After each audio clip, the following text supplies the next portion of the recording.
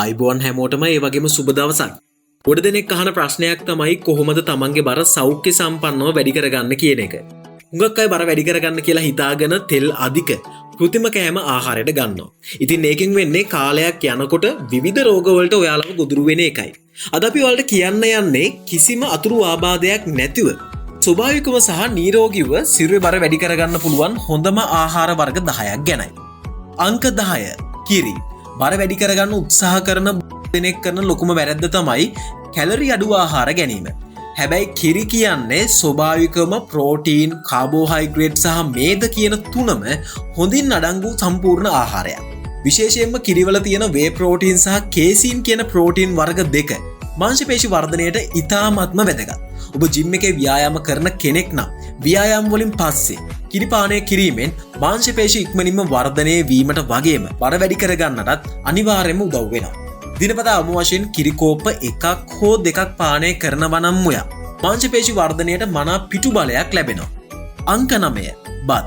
ඔබ නිවැරදි විදිහට බත් තෝරගෙන ඒට නිවැරදි දේ එකතු කරලා ආහාරයට ගත්තොත් බර වැඩි කරගන්න තියෙන ලේසිම සහ ලාභම ක්‍රමය තමයි බත් කියන්නේ. බත් කියන්නේ කාබෝහයිඩ්‍රේට් බහුල ආහාරයක්. කාබෝහයිඩ්‍රේට් තමයි අපේ ශරීරයට අවශ්‍ය ප්‍රධාන ශක්තිය ලබා දෙන්නේ. ඔබ දන්නවද පිසු බත් ග්‍රෑම් 150ක පමණ කැලරි 200කට වඩා තියෙනවා.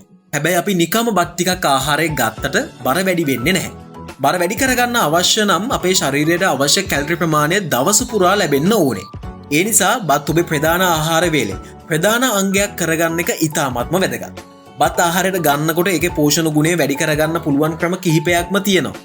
බත් සමග බිත්තර, කුකුල් මස්, මාළු හරි බෝංචි වගේ ප්‍රෝටීන් බහුල ආහාර එකතු කරගන්න.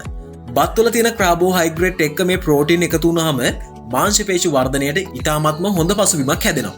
ඊළඟ ක්‍රමය තමයි බත් උයනකොට හරි උයපු බත් වලට හරි ඔලිව් තෙල් එහෙම නැත්නම් පොල් තෙල් ටිකක් එකතු කරන්න. ඒ වගේම උඩින් චීස් කැබලි ටිකක් එකතු කරන්නත් ඔයාට පුළුවන්කමක් තියෙනවා නම් මේ ක්‍රමයෙන් රසය වගේම කැලරි ප්‍රමාණය වැඩි කරගන්නත් ඔයාට පුළුවන්කමක් තියෙනවා. අංක 8 ඇට වර්ග සහ බටර්. ඇට වර්ගවල තියෙන විශේෂත්වය තමයි ඒවා කැලරි ඝනත්වයකින් යුක්ත වෙන එක. උදාහරණයක් විදිහට ආමන්ඩ් කෝප්ප කාලක කැලරි 170ක්, ප්‍රෝටීන් ග්‍රෑම් 6ක් සහ සෞඛ්‍ය සම්පන්න මේද ග්‍රෑම් 15ක් අඩංගු වෙනවා. ඒ කියන්නේ බඩ පුරව ගන්න නැතුවම ඔයාට ලොකු කැලරි ප්‍රමාණයක් මේ හරහා ලබා ගන්න පුළුවන්. ඒ වගේම මේ වගේ තියෙන තන්තු සහ විටමින් වර්ග ශරීරයේ නිරෝගී වර්ධනයට ඉතාමත්ම වැදගත් වෙනවා. අංක 7 රතු මස්. රතු මස් වල ඇත්තටම තියෙන වටිනාකම මොකක්ද? අපේ ශරීරයට අවශ්‍ය සියලුම ඇමයිනෝ අම්ල වර්ග මෙහි අඩංගු වෙනවා. විශේෂයෙන්ම ලියුසින් කියන ඇමයිනෝ අම්ලය මෙහි බහුලව තියෙනවා. ලියුසින් කියන්නේ අපේ ශරීරයේ මාංශපේශි ප්‍රෝටීන් සංශ්ලේෂක උත්තේජනය කරන, ඒ කියන්නේ මාංශපේශි වර්ධනයට ප්‍රධාන විදිහට උදව් කරන සංඝටකයක්. ඒ වගේම සොල ස්වභාවිකවම ක්‍රියේටින් අඩංගු වෙනවා. මේක ජිම් යන අයට අමුතුවෙන් හඳුන්වලා දෙන්න දෙයක්වත් නැහැ. ක්‍රියේටින් කියන්නේ මාංශපේශි වල ශක්තිය සහ ප්‍රමාණය ඉක්මනින්ම වැඩි කරන ස්වභාවික සංයෝගයක්. අංක 6 අල සහ පිස්ටේ සහිත ආහාර. ඇයි අපි බර වැඩි කරගන්න අල සහ පිස්ටේ සහිත ආහාර තෝරගන්න ඕනේ? මේවා අපේ ශරීරයේ ග්ලයිකෝජන් වැඩි කරගන්න උදව් කරනවා. ග්ලයිකෝජන් කියන්නේ අපි කරන ව්‍යායාම වලදී වගේම දෛනික වැඩවලදී අපේ පේශි වලට අවශ්‍ය ප්‍රධානම ශක්තිය වෙනවා. ඔබ ආහාරයට ගන්න පිස්ටේ සහිත ආහාර ඔබේ මාංශ පේශි වලට අමතර පෝෂණයකට උදව් වෙනවා. අර්තාපල්, බතල, ඕට්ස්, බෝංචි වගේම ඉරිඟු වගේ ආහාර මේ අතර ප්‍රධාන තැනක් ගන්නවා. අංක 5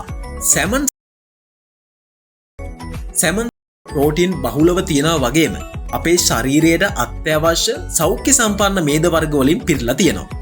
විශේෂයෙන්ම ඔමෙගා 3 මේද අම්ලය ගැන ඔයාලා අහලා ඇති. මේව ශරීරයේ දැවිල්ල අඩු කරලා මාංශපේශි වර්ධනය වේගවත් කරනවා. සැමන් මාළු ග්‍රෑම් 170ක් තුල කැලරි 250ක් සහ උසස් තත්වයේ ප්‍රෝටීන් ග්‍රෑම් 37ක් අඩංගු වෙනවා. මේකෙන් බර වැඩි කරගන්න අයට ඉතා හොඳ පෝෂණයක් ලබා ගන්න පුළුවන්කමක් තියෙනවා. අංක 4 ප්‍රෝටීන් අතිරේක. මේවා බොහෝ දුරට කිරි හරි ශාක වලින් හරි නිපදවන ස්වභාවික ප්‍රෝටීන් වර්ග විදිහට අපිට හඳුන්වන්න පුළුවන්. ව්‍යායාම කරන කෙනෙකුට තම මාංශ පේශි වර්ධනය කරගන්න දිනකට ශරීර බර කිලෝවකට ප්‍රෝටීන් ග්‍රෑම් 1.6ක්වත් අවශ්‍ය වෙනවා.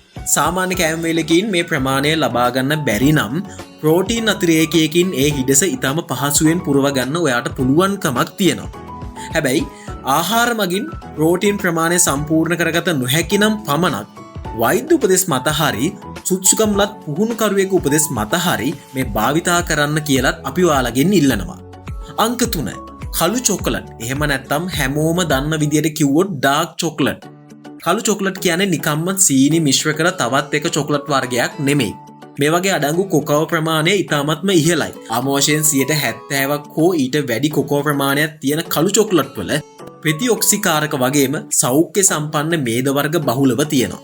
මේවා අපේ ශරීරයේ වෘද්ධි සංසරණය වැඩි කරනවා වගේම මානසික ආතතිය අඩු කරලා ඔයාව ව්‍යායාම් කරන්න තවත් උනන්දු කරනවා. ඒ වගේම මේ වගේ කැලරි ගොඩක් අඩංගු වෙන නිසා බර වැඩි කරගන්න ඔයාට පුළුවන්. අංක 2 චීස්. චීස් වල තියෙන විශේෂත්වය තමයි මේ වගේ තියෙන ඉහළ කැලරි ගණන්. ඕනෑම චීස් වර්ගයක අවුන්සයකට ඒ කියන්නේ ග්‍රෑම් 28ක කැලරි 110ක් වගේම ප්‍රෝටීන් ග්‍රෑම් 7ක් පමණ අඩංගු වෙනවා. මේකෙන් ලැබෙන මේදේ සහ කැල්සියම් ඔයාගේ මාංශ පේශි වගේම අස්ථි ශක්තිමත් කරන්න විශාල දායකත්වයක් දක්වනවා. බර වැඩි කරගන්න හදන අයට 3 වේලම උනත් චීස් එකතු කරගන්න එකෙන් ලොකු මහන්සියක් නැතිවම අමතර කැලරි 100 ගණනක් ලබා ගන්න පුළුවන්. චීස් කෑමට ගන්න හදන ඔයාගේ කැලරි ප්‍රමාණය වැඩි කරගන්න පුළුවන් ක්‍රම 3ක් අපි දැන් ඔයාලට කියලා දෙන්නම්. පළවෙනි ක්‍රමය තමයි ඔයාගේ දවල් ආහාරය වෙන බත් වලට හරි පැස්ත පිඟානට හරි චීස් ටිකක් ගා ගන්න. මේකෙන් රසය වැඩි වෙනවා වගේම කැලරිත් වැඩි වෙනවා. ඒ වගේම උදෑසන ආහාරයට ගන්න සැන්ඩ්විච් හරි පාන් පෙති අතරට හරි චීස් පෙති එකතු කරගන්න. මේකට නම් බිත්තර සහ චීස් මිශ්‍රණයක් උදෑසන වාට ගන්න පුළුවන් නම් ඉතාමත්ම සුදුසුයි. තුන්වෙනි ක්‍රමය තමයි එළවලු වර්ග උයනකොට ඒ මතට චීස් උණු කරලා ආහාරයට ගන්න එක. එළවලු වල පෝෂණයට අමතරව චීස් වලින් මේද සහ ප්‍රෝටීන් වාට ලබා ගන්න මේ ක්‍රමයෙන් හැකියාවක් තියෙනවා. අංක 1 බිත්තර. බිත්තර වල තියෙන විශේෂත්වය තමයි එහි අඩංගු උසස් තත්වයේ ප්‍රෝටීන්. බිත්තර සුදු මදය විතරක් නෙමෙයි. කහ මදය තුලත් සිරුරට අවශ්‍ය අත්‍යවශ්‍ය මේද වර්ග විටමින් සහ ඛනිජ ලවණ බහුලව තියෙනවා. ඔබ දන්නවද බිත්තරයකින් ලැබෙන ප්‍රෝටීන ශරීරයට ඉතාමත් හොඳින් අවශෝෂණය වෙනවා කියලා. ඒ නිසා ජිම් එකේ ව්‍යායාම් කරන අයට මාංශ පේශි ඉක්මනින්ම වර්ධනය කරගන්න බිත්තර තරම් තවත් හොඳ ආහාරයක් නැහැ. බිත්තර ඔබේ ආහාර වලට එකතු කරගන්න රසවත් ක්‍රම කිහිපයක් අපි දැන් ඔයාලට කියලා දෙන්නම්. පළවෙනි ක්‍රමය තමයි බිත්තර 2ක් හරි 3ක් හරි ඔම්ලට් එකක් විදියට හදලා ඒකට චීස් වගේම එළවලු ටිකක් එකතු කරලා කෑමට ගන්න එක. මේක දවසට අවශ්‍ය ශක්තිය ලබා දෙන හොඳම පෝෂණ ක්‍රමයක්. ඒ වගේම තමයි දවස පුරා කෙටි ආහාරයක් විදිහට තඹපු බිත්තර 2ක් කෑමට එකතු කරගන්න අමතක කරන්නත් එපා. අපි ඔයාලට කියනවා කියපු තුන්වෙනි ක්‍රමය තමයි බත් හෝ පැස්ත පිඟානකට තඹපු බිත්තර එකතු කරගන්න එකෙන් ප්‍රෝටීන් ප්‍රමාණය පහසුවෙන්ම ඔයාට වැඩි කරගන්න පුළුවන්. මේ ආහාර වර්ග 10 ඔයාලගේ දෛනික ආහාර වේලට නිවැරදිව එකතු කරගන්න. හැබැයි මතක තියාගන්න බර වැඩි කරනවා වගේම ව්‍යායාම් කරන එකත් අත්‍යවශ්‍යයි. එතකොට තමයි ඔයාලගේ සිරුර හැඩට සහ නිරෝගීව ඔයාට අවශ්‍ය විදියට හදාගන්න පුළුවන් වෙන්නේ. මේ වීඩියෝ එක ගැන ඔයාගේ අදහස පහලින් කමෙන්ට් කරන්න. ඒ වගේම මේ වගේ තවත් වටින වීඩියෝ බලන්න අපේ channel එක subscribe කරන්නත් අමතක කරන්න එපා. ඉතින් අදට අපි ඔබගෙන් සමු අරගන්නයි බලාපොරොත්තු වෙන්නේ. තවත් අලුත් වීඩියෝ එකකින් නැවතත් ඔබව හමු වෙනතුරු එතෙක් ඔබට සුබ දවසක්.